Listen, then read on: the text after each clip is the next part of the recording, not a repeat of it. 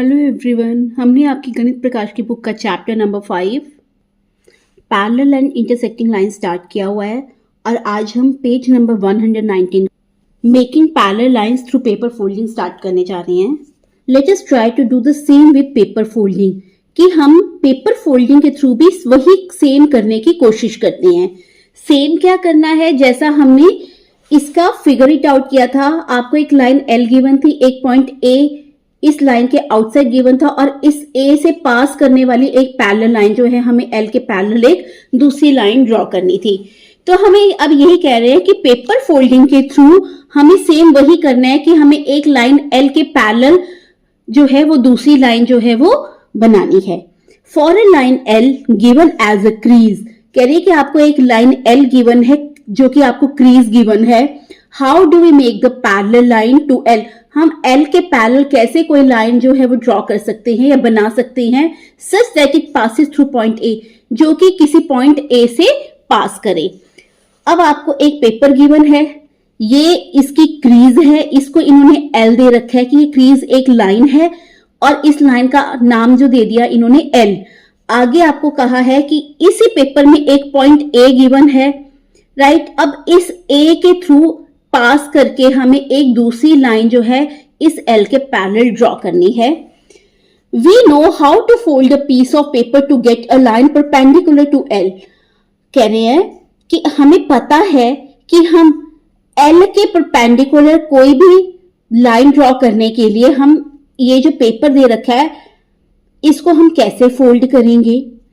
Now try to fold perpendicular to L, अब हमें L के परपेंडिकुलर एक ड्रॉ करना है, फोल्ड करना है पेपर को such that it passes through point A, जो कि इस पॉइंट ए से पास करे।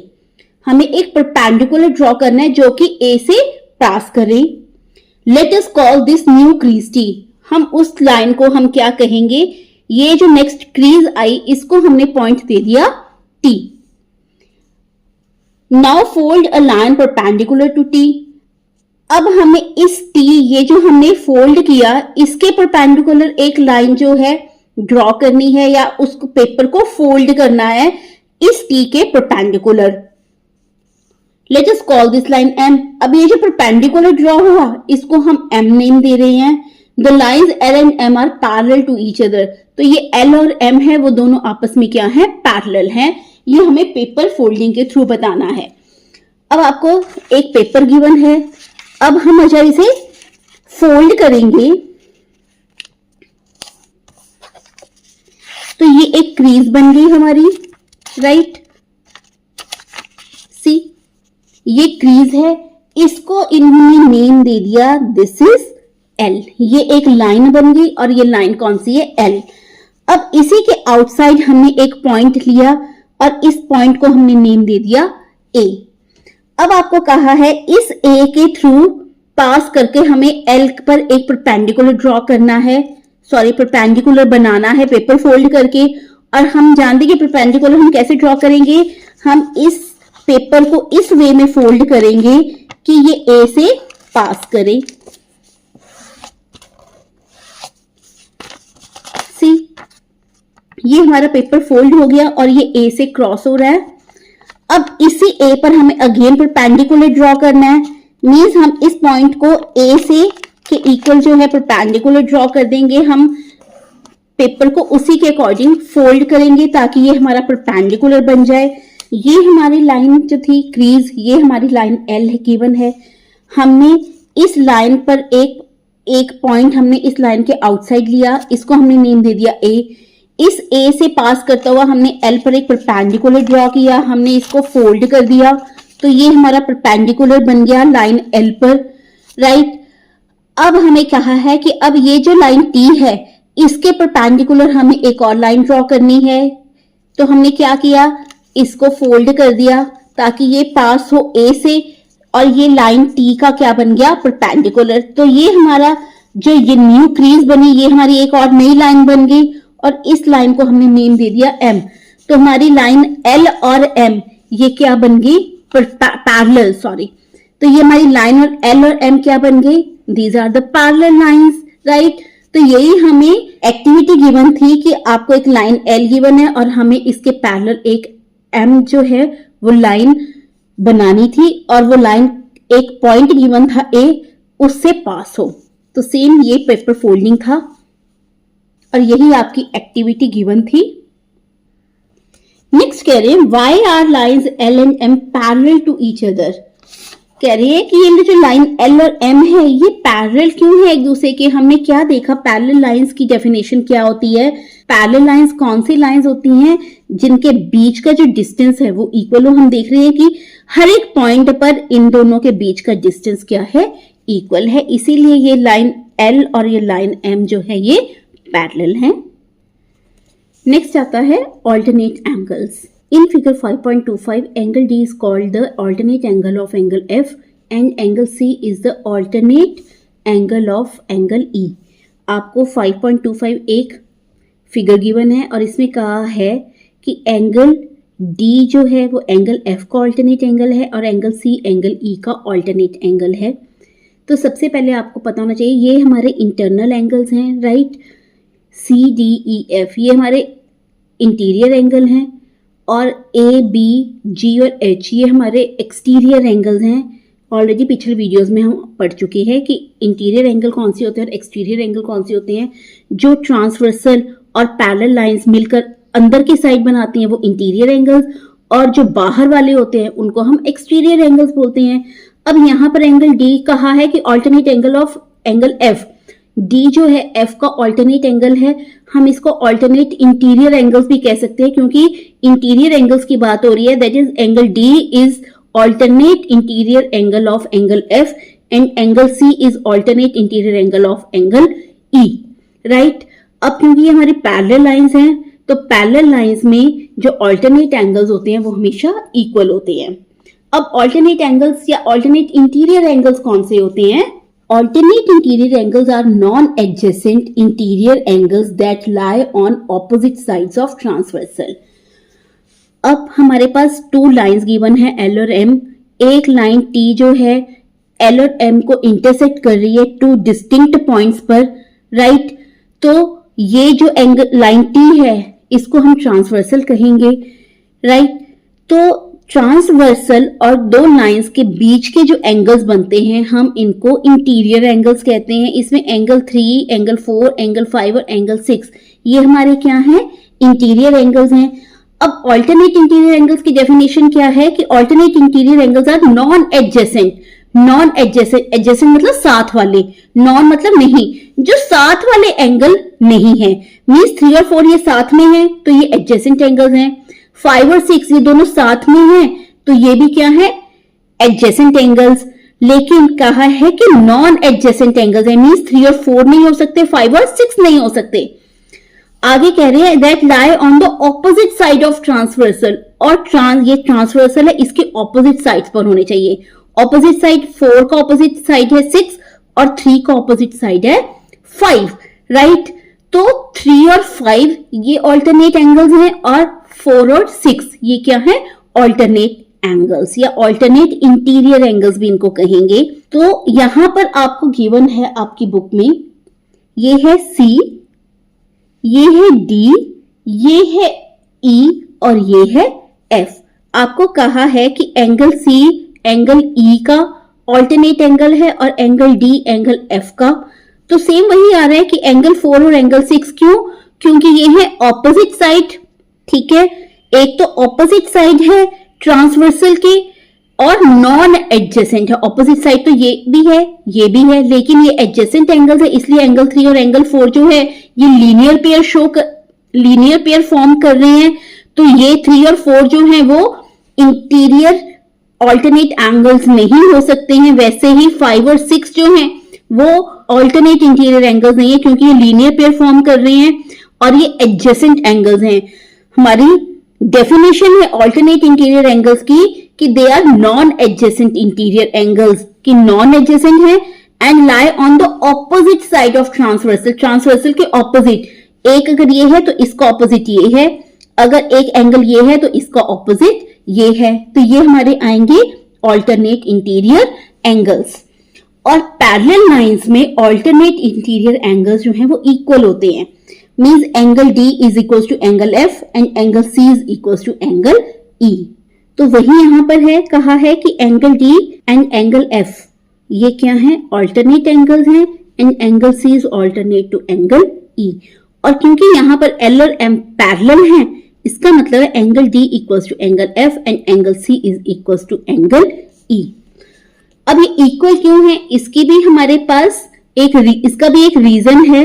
रीजन क्या है, यहां पर कहा है you can find the alternate angle of given angle से angle F by first finding the corresponding angle of angle F। कहते हैं आप ऑल्टरनेट एंगल कैसे फाइंड आउट कर सकते हैं। मान लो आपको एंगल F का ऑल्टरनेट फाइंड आउट करना है, तो इसका सबसे पहले हमें करस्पॉन्डिंग एंगल F का कौन सा है, एंगल B। अब एंगल B का हमें ऑपोजिट देखना है, वर्टिकली ऑपोजिट एंगल B का वर्टिकली ऑपोजिट है एंगल D। तो एंगल D और एंगल F ये दोनों क्या हो गए हमारे एंगल। और हम ऑलरेडी पढ़ चुके हैं कि पैरेलल लाइंस में हमारे करस्पॉन्डिंग एंगल्स जो हैं वो इक्वल होते हैं, right. Angle B is equal to angle F, तो एंगल B जो है वो D का वर्टिकली ऑपोजिट एंगल है, जो एंगल B है वही एंगल D है। अब B और D इक्वल है तो D और F भी क्या हुए, इक्वल। इसका मतलब क्या है, पैरेलल लाइंस में ऑल्टरनेट इंटीरियर एंगल्स जो हैं वो इक्वल होते हैं और ऑल्टरनेट एक्सटीरियर एंगल्स भी क्या होंगे, इक्वल ही होंगे। अब नेक्स्ट आपको एक्टिविटी गिवन है in figure 5.25 if angle F is 120 degree. अगर 5.25 में एंगल F जो है वो 120 डिग्री है, what is the measure of its alternate angle, angle D। तो बताओ कि इसका जो ऑल्टरनेट एंगल है विच इज एंगल D, उसका मेजर कितना होगा। अभी मैंने बताया आपको एंगल F गिवन है 120 डिग्री, एंगल F कितना गिवन है, दिस इज 120 डिग्री। अब इसका कोरस्पॉन्डिंग एंगल है B, एंगल F और एंगल B इक्वल है, तो एंगल B भी कितना हुआ 120 डिग्री, राइट। अगर एंगल B 120 डिग्री है तो angle B and D are vertically opposite angles, तो B जितना है उतना ही D हुआ, मींस D भी कितना हो गया 120 डिग्री। और D और F क्या है, ऑल्टरनेट इंटीरियर एंगल्स हैं और ये दोनों देखिए क्या आ रहे हैं, इक्वल ही आ रहे हैं, इसीलिए कह रहे हैं कि angle F equals to angle D। और यही आपकी एक्टिविटी 6 भी बोल रही है कि आपको एंगल F दे रखा है 120 डिग्री और आपको फाइंड आउट करना है angle D which is alternate angle. We can find the measure of angle D if we know angle B। कहते हैं हम एंगल D को तभी फाइंड आउट कर सकते हैं अगर हमारे पास एंगल B होगा, because they are vertically opposite angles, क्योंकि ये दोनों क्या है, वर्टिकली ऑपोजिट एंगल्स हैं। अगर हम एंगल D तभी फाइंड आउट कर सकते हैं अगर हमारे पास एंगल B होगा, क्योंकि ये दोनों क्या है, वर्टिकली ऑपोजिट एंगल हैं। और एंगल B क्या है, what is the measure of angle B, B का मेजर क्या है, it is 120 degree because it is the corresponding angle of angle F। अब एंगल B जो है 120 डिग्री है क्योंकि एंगल F का क्या है, करस्पॉन्डिंग एंगल है। ऑलरेडी यही मैंने बताया कि एंगल F और एंगल B क्या है, करस्पॉन्डिंग एंगल्स हैं। तो जितना मेजर एंगल F का है उतना ही एंगल B का है। अगर B 120 है तो D जो है इसका वर्टिकली ऑपोजिट एंगल है वो 120 डिग्री है, राइट। और F और D जो है वो क्या आ गए, ऑल्टरनेट एंगल्स, और ये इनका मेजर भी क्या होगा, इक्वल। तो यहां पर वही कह रहे हैं कि क्योंकि it is corresponding angle of angle F, so angle D also measures 120 degree. In fact, angle F equals to angle B irrespective of measure of angle F. Why? Because angle B is the corresponding angle of angle F. अब कह रहे हैं क्यों angle D का major 120 क्यों हुआ, क्योंकि angle F जो है एंगल B के है, इक्वल है, ठीक है। क्योंकि एंगल B जो है एंगल F का क्या है, corresponding एंगल है, और एंगल B और एंगल D इक्वल है। रीजन क्या है, why, because angle D is vertically opposite angle of angle B, क्योंकि D जो है वो B का वर्टिकली ऑपोजिट एंगल है, so it must always be case angle F equals to angle D। तो इसीलिए आपको क्या कहा है कि एंगल F किसके इक्वल होगा, एंगल D के इक्वल होगा। Using our understanding of corresponding angles without any measurement, we have justified that alternate angles are always equal. यहां पर कह रहे हैं कि बिना हम किसी मेजरमेंट के हमने फाइंड आउट कर लिया कि ऑल्टरनेट एंगल्स हमेशा क्या होते हैं, इक्वल होते हैं। वही लिखा है, alternate angles formed by transversal intersecting a pair of parallel lines. कौन सी lines, that is parallel lines are always equal to each other, कि वो हमेशा आपस में इक्वल ही होंगे, कि जो ऑल्टरनेट एंगल्स एक ट्रांसवर्सल बनाती है एक पैरेलल लाइंस को इंटरसेक्ट करके, तो वो हमेशा क्या होते हैं, इक्वल होते हैं, राइट। तो ये थी हमारी एक्टिविटी। नेक्स्ट आपका एग्जाम्पल आता है, in figure 5.26 parallel lines L and M are intersecting by the transversal T। आपको एक फिगर गिवन है 5.26, आपको पैरेलल लाइंस गिवन है L और M जो कि इंटरसेक्ट कर रही है एक ट्रांसवर्सल T से। इफ एंगल 6 इज 135 डिग्री, अगर एंगल 6 135 डिग्री है, what are the measures of other angles. आपको एक एंगल गिवन है और आपको बाकी एंगल्स जो है वो फाइंड आउट करने हैं। सी, ये आपको एक फिगर गिवन है 5.26, L और M आपको पैरेलल लाइंस गिवन है और एक T ट्रांसवर्सल है। आपको एंगल्स गिवन, एंगल 1 2 3 4 5 6 7 एंड 8। आपको एंगल 6 का मेजर गिवन है 135 डिग्री और आपको बाकी के जो एंगल्स हैं उनका मेजर जो है वो फाइंड आउट करना है। तो कैसे फाइंड आउट करेंगे, आपको ये फिगर गिवन है, एंगल 6 आपको 135 डिग्री गिवन है और आपको बाकी के जितने भी एंगल्स हैं उनका मेजर फाइंड आउट करना है। तो सबसे पहले हमारे पास एंगल 2 और एंगल 6 ये हमारे क्या है, करस्पॉन्डिंग एंगल्स हैं। Angle 2 and angle 6 are corresponding angles, right? Therefore angle 2 equals to angle 6। Angle 2 किसके इक्वल हुआ, एंगल 6 के, implies एंगल 2 कितना आ गया हमारा 135 डिग्री। इसका मतलब क्या हुआ कि एंगल 2 भी हमारा कितना आ गया 135 डिग्री। आगे क्या गिवन है, ऑल्सो। अब यहां पर देखिए एंगल 2 और एंगल 4 ये भी इक्वल हैं। रीजन क्या है, ये क्या है, वर्टिकली ऑपोजिट एंगल्स, और हमें पता है कि पैरेलल लाइंस, हमें L और M पैरेलल लाइंस गिवन है। तो पैरेलल लाइंस चाहे ना भी हो, हमारे वर्टिकली ऑपोजिट एंगल्स क्या होते हैं, हमेशा इक्वल होते हैं। पैरेलल लाइंस में करस्पॉन्डिंग एंगल्स इक्वल होते हैं, इसीलिए हमने एंगल 2 और एंगल 6 क्या लिखा, इक्वल लिखा। ये करस्पॉन्डिंग एंगल्स हैं, इसलिए क्या है, इक्वल है, because L and M are parallel. क्योंकि L और M पैरेलल हैं, इसीलिए एंगल 2 जो है वो एंगल 6 है, वो करस्पॉन्डिंग एंगल्स हैं। ऑल्सो हमारे पास क्या गिवन है, angle 2 equals to angle 4, angle 2 equals to angle 4। Reason क्या है, वर्टिकली ऑपोजिट एंगल्स हैं, वर्टिकली ऑपोजिट एंगल्स, राइट। अब वर्टिकली ऑपोजिट एंगल्स हैं, एंगल 2 का मेजर हमारे पास पता है कि 135 डिग्री है, देयरफॉर दिस इंप्लाइज एंगल 4 भी हमारे पास कितना आ गया 135 डिग्री, राइट। एंगल 2 जो है वो हमारा कितना आ गया 135 डिग्री, एंगल 4 भी हमारे पास क्या आ गया 135 डिग्री। तो वही हम यहां पर लिख देंगे, एंगल 4 भी हमारा कितना आ गया 135 डिग्री। अब जितना एंगल 4 है उतना ही एंगल 8 है। 4 और 8 हमारे क्या है, करस्पॉन्डिंग एंगल्स हैं। One is interior, one is exterior on the same side of transversal. हमारे डेफिनेशन पता है कि करस्पॉन्डिंग एंगल्स कौन से होते हैं, जो कि ट्रांसवर्सल के सेम साइड पर हो और एक इंटीरियर हो और एक एक्सटीरियर एंगल हो। तो 4 और क्या है, करस्पॉन्डिंग एंगल्स हैं, पैरेलल लाइंस हैं, तो ये दोनों भी हमारे क्या हुए, equal. Again angle 4 equals to angle 8। Reason क्या है, ब्रैकेट में लिख देंगे, करस्पॉन्डिंग एंगल्स हैं, corresponding angles. This implies angle 8 equals to 135 degree. Angle 8 भी हमारे पास क्या आ गया 135 डिग्री। तो हमारे पास 4 एंगल्स आ गए, 2 4 6 और 8, ये हमारे कितने आ गए 135 डिग्री के। नेक्स्ट हमें फाइंड आउट करनी है एंगल 1, एंगल 3, एंगल 5 और एंगल 7, राइट। अब हमारे पास एंगल 5 और एंगल 6 ये हमारे क्या बना रहे हैं, लीनियर पेयर बना रहे हैं, राइट। क्योंकि स्ट्रेट लाइन है तो एंगल 5 और एंगल 6 लीनियर पेयर बना रहे हैं। तो यहां पर हम लिखेंगे angle 5 and angle 6 makes linear pair.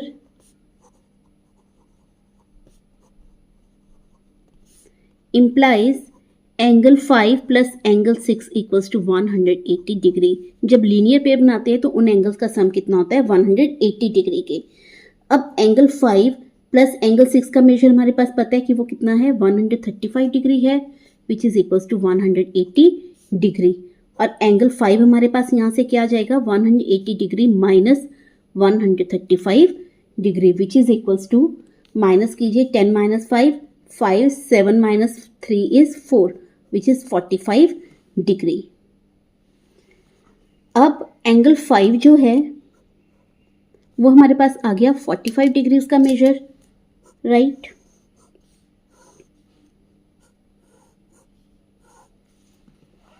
तो एंगल 5 हमारा आ गया 45 डिग्री. अब एंगल 5 45 डिग्री है तो एंगल 1 और एंगल 5 क्या हैं, करस्पॉन्डिंग एंगल्स हैं. तो एंगल 1 और एंगल 5 इक्वल है. इसका मतलब क्या हुआ कि जितना एंगल 5 का मेजर है उतना ही एंगल 1 का भी मेजर हुआ. तो वही हम लिखेंगे similarly angle 1 equals to angle 5. Reason क्या है, करस्पॉन्डिंग एंगल्स हैं, corresponding angles. This implies angle 1 equals to angle 5 कितना है 45 डिग्री. तो एंगल 1 भी हमारे पास कितना आ गया 45 डिग्री. तो ये आ गया हमारा एंगल 1 45 डिग्री. तो हम यहाँ पर लिख देंगे दिस इज एंगल 45 डिग्री. अब एंगल 1 और एंगल 3 क्या हैं, vertically opposite angles. Vertically opposite angles हैं तो एंगल 1 और एंगल 3 इक्वल हुए. इट मीन्स एंगल 3 का मेजर भी कितना हो गया 45 degree. Therefore, this implies also angle 1 equals to angle 3. Reason is vertically opposite angles. Vertically opposite angles, right, implies angle 3 equals to 45 degree. Angle 3 भी हमारे पास कितना आ गया 45 डिग्री. अब यहाँ पर देखिए आप एंगल 3 और एंगल 7 ये क्या हैं, corresponding angles. One is interior one is exterior angles on the same side of transversal. तो एंगल 3 जितना है उतना ही एंगल 7 है. Means angle 3 equals to angle 7. तो ये भी कितना आ जाएगा 45 डिग्री. तो वही हम लिखेंगे that again angle 3 equals to angle 7. Reason क्या है, करस्पॉन्डिंग एंगल्स.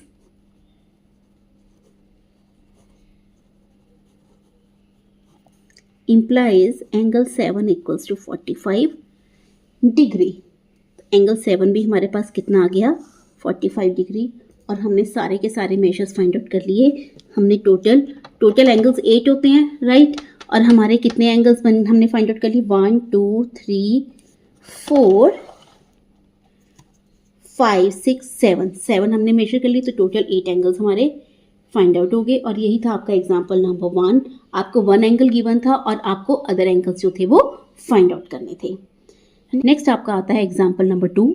एग्जाम्पल 2 क्या है, in figure 5.27 lines L and M are intersected by the transversal T. आपको फिगर गिवन है, आपको L और M 2 लाइन्स गिवन है और उसको एक लाइन T जो है ट्रांसवर्सल वो इंटरसेक्ट कर रही है, right. Angle A is 120 degree, angle A 120 degree है and angle F is 70 degree और एंगल F कितना है 70 degree. Are lines L and M parallel to each other. आपको फाइंड आउट करना है कि L और M पैरेलल हैं या नहीं है. आपको 2 लाइन्स गिवन है L और M. आपको एक लाइन गिवन है which is T. This is the transversal. आपको 2 एंगल्स गिवन है एंगल A और एंगल F. और आपको फाइंड आउट करना है कि क्या L और M पैरेलल है या नहीं है. अब एंगल A और एंगल B ये क्या बना रहे हैं, लीनियर पेयर फॉर्म कर रहे हैं, राइट. तो उससे हमारे पास क्या आ जाएगा, एंगल B फाइंड आउट हो जाएगा. Let us see angle A plus angle B equals to 180 degree. Why, it forms linear pair. तो यहाँ से हमारे पास एंगल बी निकल आएगा। Angle A is 120 degree plus angle B equals to 180 degree, और एंगल बी कितना आ जाएगा 180 degree minus 120 degree which is 60 degree. Means angle B हमारे पास कितना आ गया 60 डिग्री, राइट। अब हमें ये है बी और एफ, ये हमारे करस्पॉन्डिंग एंगल्स हैं।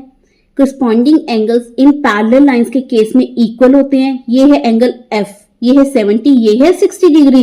ये हमारे इक्वल नहीं आ रहे हैं, अनइक्वल हैं। और अगर ये पैरेलल लाइंस होती तो ये दोनों क्या आते, इक्वल आते।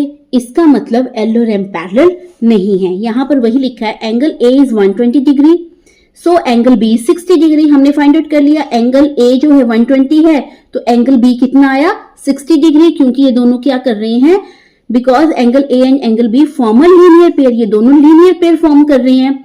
Angle B is corresponding to angle F, angle B जो है एंगल एफ का करस्पॉन्डिंग एंगल है। If L and M are parallel, अगर एल और एम पैरेलल होते, angle B should be equal to angle F. Angle B किसके equal होता है, एंगल एफ के इक्वल होता। However they are not equal, लेकिन यहां पर तो इक्वल नहीं है। अगर ये दोनों इक्वल नहीं है, इसका मतलब क्या है, therefore lines L and M are not parallel to each other. इसलिए एल और एम जो है वो पैरेलल नहीं है। As the corresponding angles formed by the transversal T are not equal to each other, क्योंकि जो करस्पॉन्डिंग एंगल्स ट्रांसवर्सल बना रहा है वो इक्वल नहीं है। इसका मतलब एल और एम भी पैरेलल नहीं है। ये था आपका एग्जाम्पल नंबर 2। नेक्स्ट आता है आपका example number 3। In figure 5.28 parallel lines L and M are intersected by the transversal T. Figure 5.28 given है, इसमें आपको पैरेलल लाइंस गिवन है, एल और एम जो है पैरेलल लाइंस हैं, और इनको एक लाइन टी ट्रांसवर्सल टी जो है इंटरसेक्ट कर रही है। इफ एंगल 3 इज 50 डिग्री, अगर एंगल 3 जो है 50 डिग्री है, what is the measure of angle 6? तो बताइए एंगल 6 का मेजर क्या होगा। आपको एल और एम लाइंस गिवन है पैरेलल, टी ट्रांसवर्सल कट कर रही है इसको। एंगल 3 जो है आपको 50 डिग्री दे रखे है, और आपको एंगल 6 का मेजर जो है वो फाइंड आउट करना है, राइट। अब यहाँ पर हम सबसे पहले देखेंगे एंगल 3 और एंगल 7, ये क्या है, करस्पॉन्डिंग एंगल्स हैं, और लाइंस एल और एम पैरेलल हैं, तो करस्पॉन्डिंग एंगल्स क्या होंगे, इक्वल। इसका मतलब जो हमारे पास एंगल 7 है वो भी किसके इक्वल आएगा, 50 डिग्री के। तो यही हम लिख लेंगे गिवन, हमें गिवन क्या है, that L and M are parallel, ये ऑलरेडी हमें गिवन है, right. Therefore angle 3 equals to angle 7। Reason क्या है, क्योंकि ये क्या है, करस्पॉन्डिंग एंगल्स हैं। तो एंगल 7 का मेजर भी हमारे पास कितना आ गया, 50 डिग्री। और एंगल 6 और एंगल 7 क्या बना रहे हैं, लीनियर पेयर फॉर्म कर रहे हैं। तो यहां पर वही लिखेंगे, also angle 6 and angle 7 makes linear pair,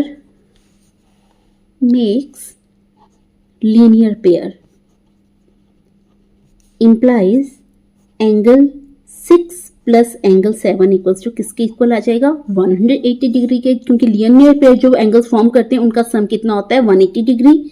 linear pair का मतलब ये होता है कि उनका सम 180 डिग्री है। हमारे पास एंगल 7 गिवन है, वो कितना है, 50 degree, which is equal to 180 degree. Angle 6 plus angle 7 जो है 50 डिग्री 180 डिग्री के इक्वल है। तो एंगल 6 हमारे पास आ जाएगा यहाँ से 180 डिग्री माइनस 50 डिग्री, माइनस कीजिए, 0 माइनस 0 0, 8 माइनस 5 इज 3, 1 का 1। तो एंगल 6 हमारे पास कितना आ गया, 130 डिग्री। और यही हमें फाइंड आउट करना था कि हमें एंगल 6 का मेजर कितना है। एंगल 6 का मेजर कितना आ गया, 130 degree, which is your answer. Now next is example number 4. In figure 5.29, line segment AB is parallel to CD and AD is parallel to BC. आपको एक फिगर गिवन है 5.29, AB line segment parallel है CD के, ठीक है। Single arrow mark है, means ये और ये पैरेलल है। Same BC is parallel to AD and AD is parallel to BC. BC और AD क्या है, आपस में पैरेलल है, क्योंकि इस फिगर में 2 पेयर्स हैं पैरेलल लाइंस के। तो 1 पेयर को हमने सिंगल एरो से शो किया और सेकंड पेयर को हमने डबल एरो से शो किया। Angle DAC 65 degree, angle DAC कितना है 65 डिग्री गिवन है एंड ADC 60 एंगल गिवन है। What are the measures of angle CAB, CAB का क्या मेजर है ABC, ABC का कितना है एंड BCD, BCD का कितना गिवन है। आपको एक फिगर गिवन है, आपको AB और CD पैरेलल लाइंस गिवन है, AD और BC पैरेलल लाइंस गिवन है, आपको एंगल गिवन है DAC 65 डिग्री और ADC 60 डिग्री। आपको फाइंड आउट करना है angle CAB, ABC and BCD। ये एंगल्स जो हैं आपको फाइंड आउट करनी है। अब अगर हम इन पैरेलल लाइंस को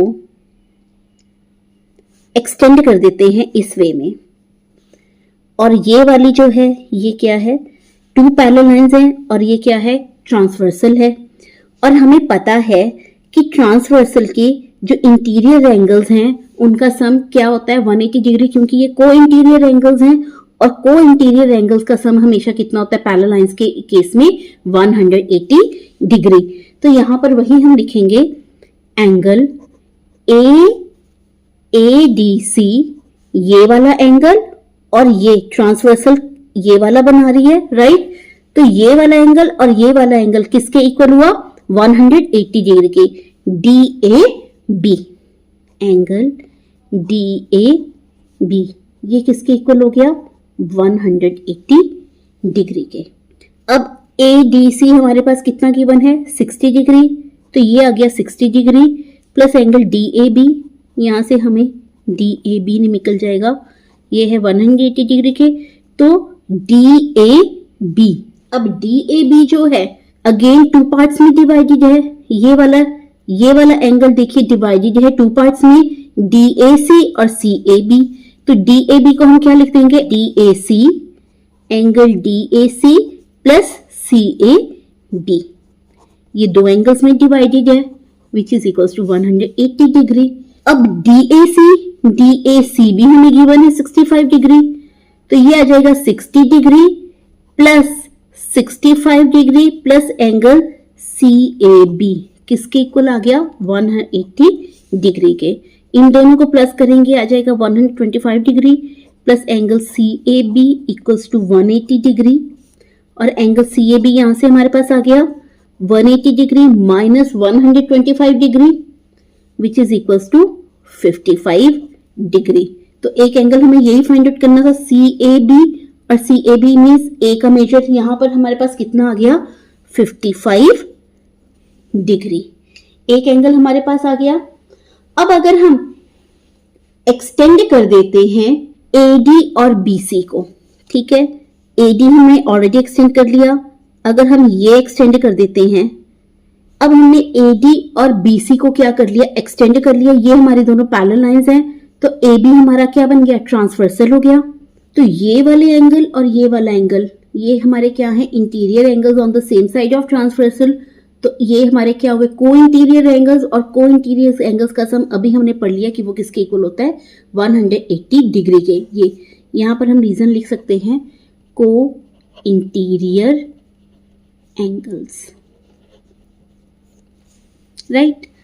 को इंटीरियर एंगल्स वो एंगल्स होते हैं जो कि ट्रांसवर्सल के सेम साइड पर इंटीरियर एंगल्स हों, उनका सम उनको हम कहते हैं को इंटीरियर एंगल्स, और उनका सम होता है 180 डिग्री के इक्वल। तो सेम यही वाला जो है रीजन हमारा दोबारा अप्लाई करेंगे। यहां पर हमने AB यहां पर हमने एक्सटेंड किया, if we extend AD and BC, then AB is transversal, AB is the transversal, right? This implies हमारे पास जो है 65 degree plus 55 degree plus angle ABC किसके इक्वल आ गया 180 डिग्री के। 65 प्लस ये वाला जो एंगल है ये पूरा का पूरा एंगल है, ये पूरा एंगल 2 एंगल्स में डिवाइडेड है, इसीलिए हमने लिखा 65 degree plus 55 degree plus angle A B C. ये वाला और ये को इंटीरियर एंगल्स हैं, तो ये इनका सम किसके इक्वल आएगा 180 डिग्री के। तो यहां पर अगेन लिख देंगे co interior angles, co interior angles. This is equals to 65 plus 55 120 degree plus angle A B C which is equals to 180 degree, और यहां से हमारे पास एंगल ए बी सी आ गया 180 डिग्री माइनस 120 डिग्री, इधर प्लस है दूसरी साइड जाके माइनस हो गया विच इज 60 डिग्री। तो हमारे पास ए बी सी ये एंगल कितना आ गया 60 डिग्री। तो दो एंगल्स हमने फाइंड आउट कर लिए, अब हमें कौन सा फाइंड आउट करना है बी सी डी। अब हमें फाइंड आउट करना है एंगल बी सी डी। अब सेम ए डी और बी सी को हमने एक्सटेंड किया हुआ है, पहले हमने ए बी को ट्रांसवर्सल लिया था, अगर हम सी डी को ट्रांसवर्सल लेते हैं, जब हम इसको एक्सटेंड कर रहे हैं तो ये इसने क्या किया दो पैरेलल लाइंस को इंटरसेक्ट किया, तो सी डी भी हमारा क्या बन गया transversal. Same method C D अगर ये हमारा ट्रांसवर्सल है तो बी सी डी और ए डी सी ये हमारे क्या आ गए को इंटीरियर एंगल्स, और इन दोनों का सम किसके इक्वल होगा 180 डिग्री के। तो वही हम लिखेंगे now taking CD as transversal,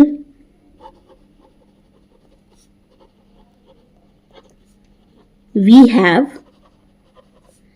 angle ADC plus angle BCD equals to 180 degree. Reason is co-interior angles.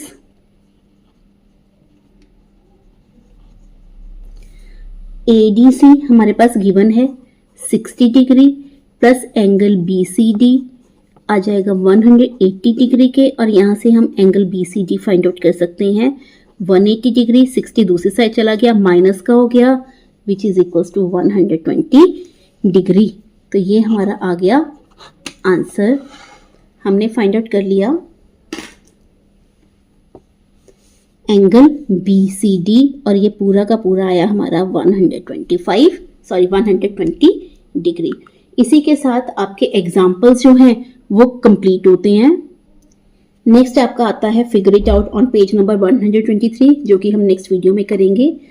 अगर आपको ये वीडियो पसंद आया हो तो प्लीज़ लाइक कीजिए और अपने फ्रेंड्स को शेयर कीजिए। Thank you.